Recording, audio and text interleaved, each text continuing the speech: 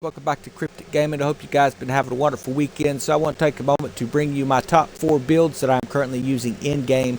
Every time I do a video and I'm showing you different farming methods, I get asked later, what did I put in those ships? So I want to show you, here's what I'm currently using. Now, I'm going to have a couple different ships, actually 3 different ships. One of them is the same ship, just different builds. So we're going to start off with the frigate. That seems to be the ship most people are seeing and looking for builds for. But we're going to give you some other great ships as well. So this is our frigate build, and I'm currently using a culverin build.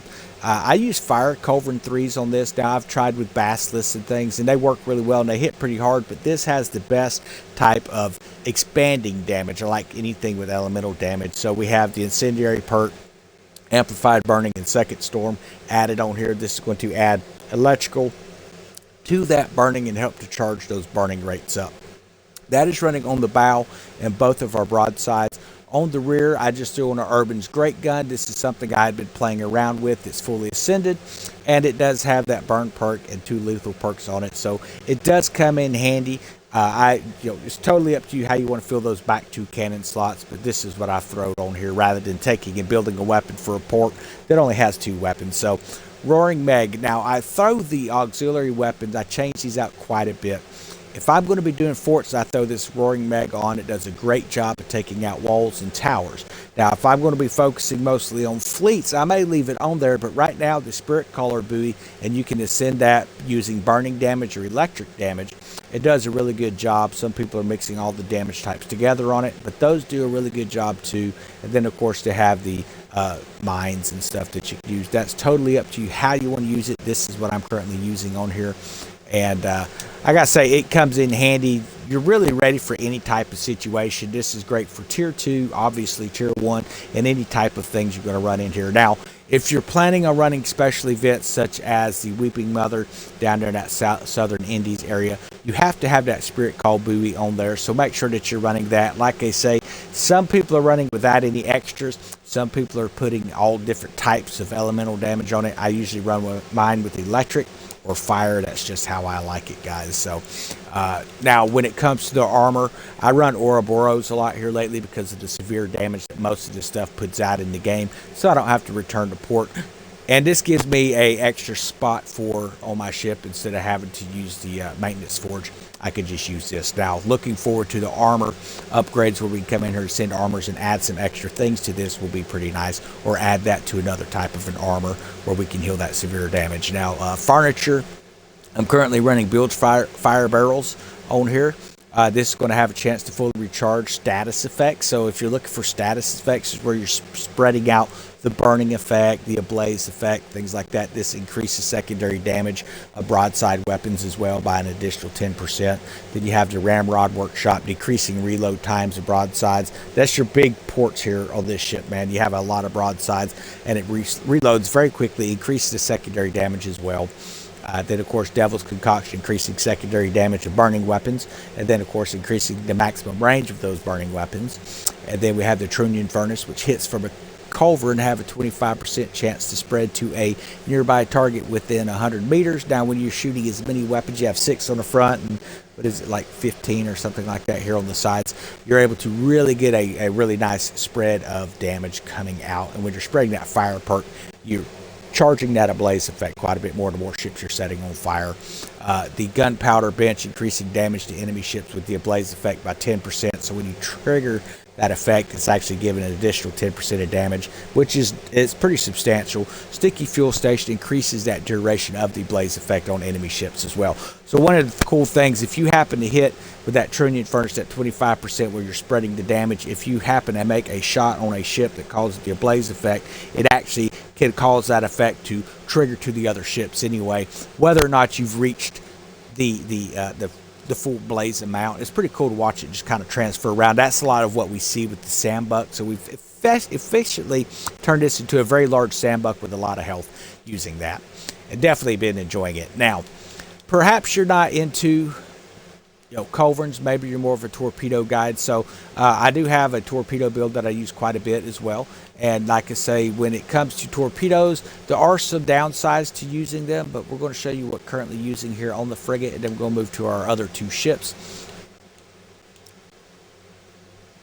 So when it comes to these torpedoes, if you're going to want to do some forts, or maybe you come across a tower that's just being a pest, I have the Thunder Dragon cannon on here, and I went ahead and I have the firepower perk, tearing perk, and I even put on a siege perk. Maybe you don't need the siege perk. I've left it on here. Tearing does a good job of dropping the sails of a ship. And then, of course, that firepower increased by 9.5. And siege, if I have to take out a tower, I can. Got a 450 meter range on this thing. It's pretty nice. On the broadsides, I'm using Rama's Legacy. These have cataclysmic flooding 3 and arming. Now, there are furnitures that if you have torn sails and you hit it with a flooding weapon, it will actually cause deluge and a lot of effects like that. So there's a lot of really cool furnitures that work along with your sail ripping and all that kind of stuff. We'll go over some of those. But we're running this currently with rupturing, amplified flooding on both. This one here, I think, actually has dire flooding on it. I'll probably roll something else out on it, but we're just kind of playing around between dire and the amplified at the moment with that. But then, of course, off the rear, we're using the Rama's Legacy as well with rupturing, amplified flooding, and ended up with a roar perk. When we get that 15 extra rolls, hopefully we can roll that off into something else. But like I say, with the rear only kicking out 2, I'm not too picky on what that weapon is or even what it's capable of at the moment. Roaring Mag here in the auxiliary port. Again, if I'm running the new event here, the Dark Tide Lullabies, I switch that out to a Spirit Caller just so you can actually do damage to that ship. Now, one of the problems with using torpedoes against some of these fleets are, you'll notice that it doesn't matter what weapon people use, and this is one of the things I've always discussed in the past about why I always use demi cannons. No matter what it is, it's always, well, they don't have enough range, but whenever you actually come into a combat situation with another ship, everyone's crowded up around it and you can't get a shot in with a torpedo.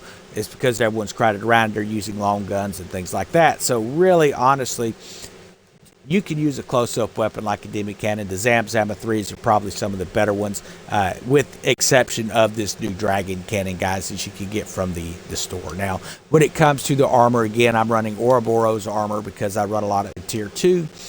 And then, of course, furniture. There's a lot of different types of furniture. Secret Cache. This one here, I will probably be tweaking a little bit. I had this on there to kind of combat that twitching stuff. And whenever it first came in with this new event, I was excited to get going, but everyone crowds around. You can't hardly hit anything with these torpedoes. I believe it's the Dahakas can actually go under friendly ships, so that's something that you may look at in the future. But tuning station for your torpedoes, then the Hubok tuning rack as well. That is, again, for torpedoes. Ramrod Workshop, any kind of broadside weapon. This will increase the secondary damage of that as well. The Lagrange barrel, increasing charge rate of torn cell status effect, increase the duration of torn status. So as you're destroying these sails here, you're able to hit them with that front demi cannon and call lightning down for an additional 10,000 damage on those things. So that's pretty nice. Now there are a few furnitures where it will, like, increasing the charge rate of the flooded status effect if they are affected by torn sails. So if I hit them and I've torn their sails, I then pop them with the torpedoes and I'll switch right back to that front weapon and hit them again, which will cause a lightning strike. And typically they're not going to survive that first barrage of that stuff. So there are other furnitures like this. I will probably play around with the Secret Cache maybe. But as for right now, this does help increase the turning speed and your acceleration a little bit. So I may leave it on there. I haven't fully decided yet. Okay, so there's our frigates. For those of you who prefer medium ships, got a couple builds that I still love to use. So this one here, this one is my schooner. I have a Reaper build on it. This is probably one of my favorite ships to use. It does a good job against forts. It does fantastic against forts. It does fantastic against anything and everything really in the game. It's just one of those ships that just really bolster any type of weapon that you throw on there. So here's what we're currently running. On that front, I am running the Divine Thunders. Now, that is a long gun. There may be, a lot of people that like to run culverins. I prefer this Divine Thunder off the front of it. And I've built this thing here with the firepower perk and double amplified electric as well. So hopefully I can get higher values of those later. We're going to try and see if we can, but I went with firepower just to bolster those. We used to do like explosive weapons and stuff a lot. We started seeing where in Tier 2 they will actually start healing their armor and healing their ships with that explosive perk. So that's why I've went with more of an electric build here.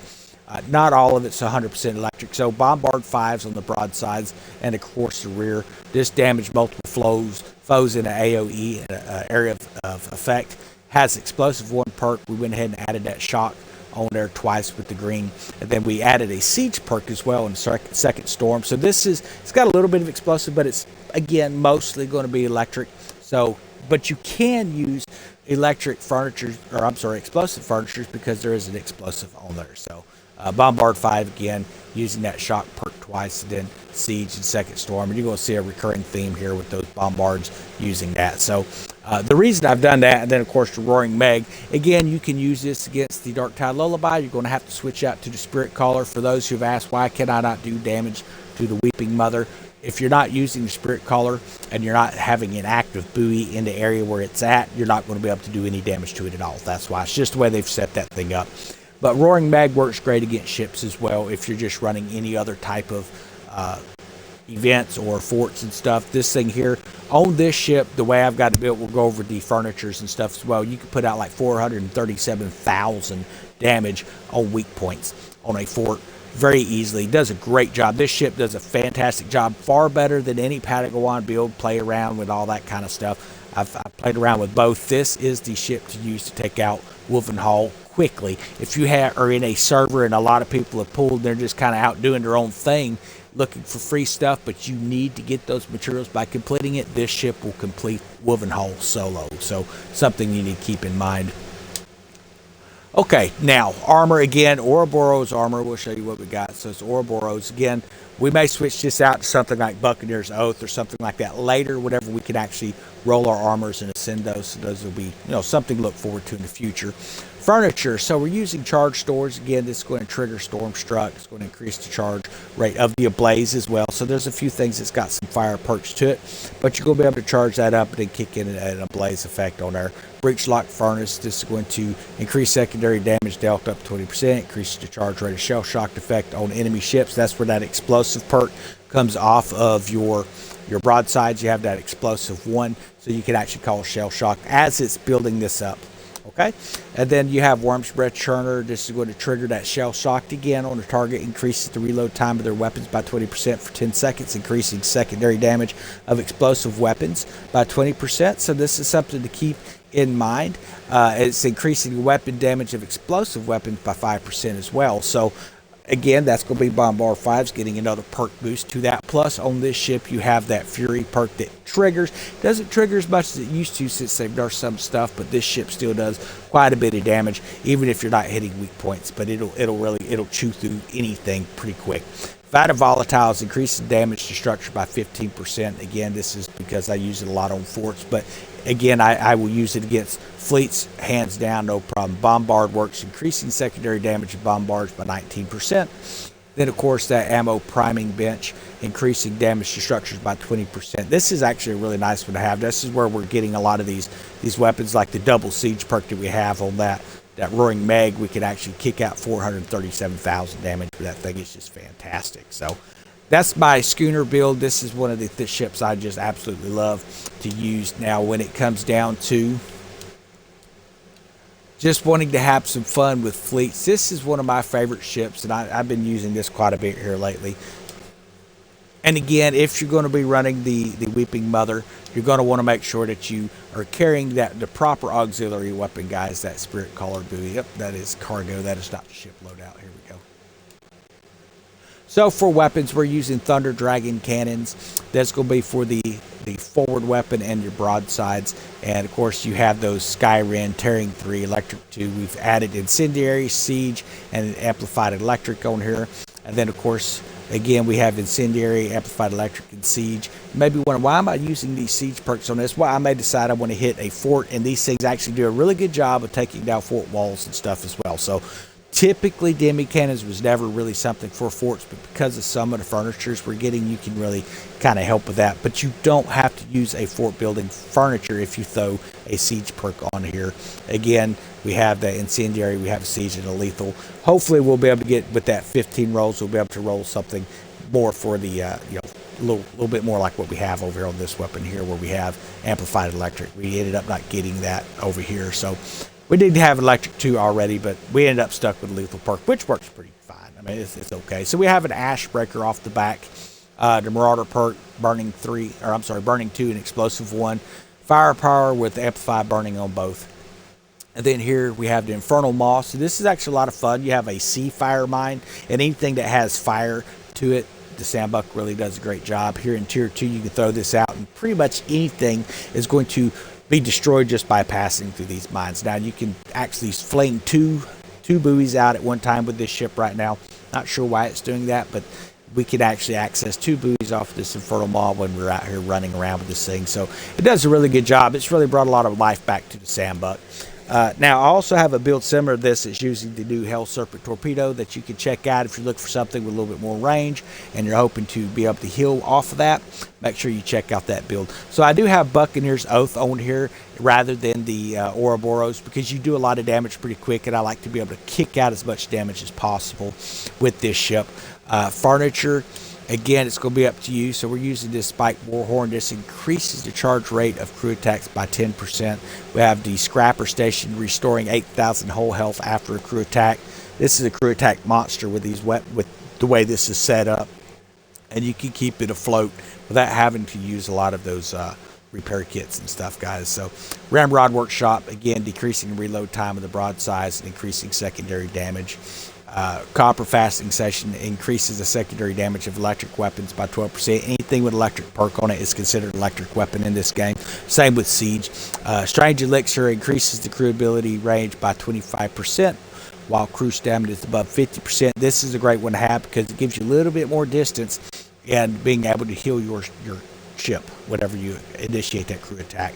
Then, of course, you have Charge Doors triggering Storm Struck on a target, increases next attack damage by 50%, increasing the charge rate of a blaze by 10% on targets with Storm Struck. So we could actually put a priming station on here if we wanted to, the ammo priming station, and help with the 20% extra for siege weapons, which would be every weapon that has siege perk on it, but it's not really needed. They do a pretty good job on their own. So that's currently what I am using in the game, guys. I've been using these 4 different builds, and it's totally up to you how you want to do it. Now, obviously, we see a lot of things where people say this is the best build in the game, this is the best build, the best ship to use, or this is the best armors and the best weapons and things. And to be honest and to be as truthful as possible, there's not really a best at anything, because you may have that particular weapon and you may end up getting all of the right rolls, but if you don't have the furnitures to match it, then guess what? You're not going to have a stronger ship, is what you just seen. So you need to look at what furnitures you have and then match your weapons to it. If you have furnitures that have different types of damage than what I've showed you on these weapons, then you want to roll those weapons with those particular types of damages that match your furniture. That's what you need to do, and that's how you get a larger variety of builds. So I have always been about the fire weapons. That's why most of my stuff has fire furniture, because I have always focused in on grinding that stuff out. Now, there's not as many explosive furnitures out there as there are for fire either, so that's something why I've always lent more toward the fire. But with electric damage coming into the game, that seems to be getting a really good boost. Now we have poison fixed to come in. You're going to see my gameplay style and my weapon setup for the Ascensions and even furnitures change over the next period of probably next 2 or 3 months as these things enter into the game. But I hope this gives you some ideas of what to do with your ship. I hope it helps you be able to progress forward in your past. I was recently asked, what is the best way to get your smuggler points? What is the absolute best way? Well, first off, there's not a quick way to do anything unless you go to store and just buy tokens. If you're asking me what is the best way to do it, I'm going to look at it the best way where you're going to be able to run something. It may take a little bit of time, but you're going to get the best materials for your run. If you're just looking for smuggler tokens, run Woven Hall. The Wolves Hollow here, okay? It's called Woven Hall, Megafort Woven Hall, but you can run this. You're going to get Megafort cash boxes. You're going to get upgrade parts, Ascension modules, Masterwork kits, pieces of 8, guild points. You're going to get SP just like you would for plundering, 150 for tier 2. And you're going to be building this stuff up, and you're going to get those deep iron. You're going to get deep iron plates and all this different type of stuff. And it's basically really a one-stop shop for just about everything you're going to need in the game, guys. It really is. And I know it gets repetitive after a while, but that's something that you can do. Now, between Woven Hall and then, of course, down here with Grand Fort, and, of course, over here with Megafort Houston, these are the 3 best areas to farm. Used to be everyone just went to Megafort Houston. But it seems like most people are coming to Mega Fort Wolfenhall because you do get so much. I mean, you get like 300 guild points just for passing this. You get the 150 SP, you get all these other materials. It's really one of the best places to do your farming at in game, guys. But there's no quick way to do anything in this game. Just like when it comes to silver production, you're either out actively farming for materials to sell, or you're actively trying to build your helm, which would be here. So I know there's a lot of people that don't like to build this stuff. They don't like dealing with tech trees. There's a lot of people that don't like dealing with this, and that's fine. There's something for everybody. You don't have to build your empires up if you don't want to, but understand this takes a lot of the grind out of the game when it comes to basic materials. So we can say, you know what, we're just going to run Wolfenhall and get all the basic materials that we need, because we can produce anything else using our helm. That's why you see a lot of people getting that helm done. So, and it doesn't take that long. I know there's a lot of people that cannot grind this thing 24 hours a day. Understand, most of us are not playing 24 hours a day. A lot of us maybe put an hour a day in it, but most of us are more of a few hours on the weekend coming into it. And I know people that don't have a lot of active time, they've already completed their helm. So you're going to get out of the game what you put into it.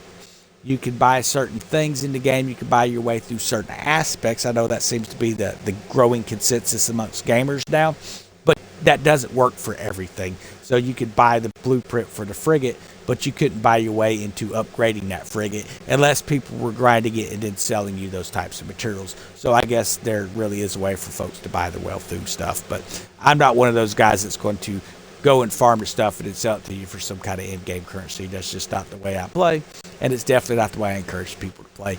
Get that grind in, start playing the game for what it is. You're going to have a lot of fun. You're going to meet a lot of great friends doing these types of events. Have a wonderful day.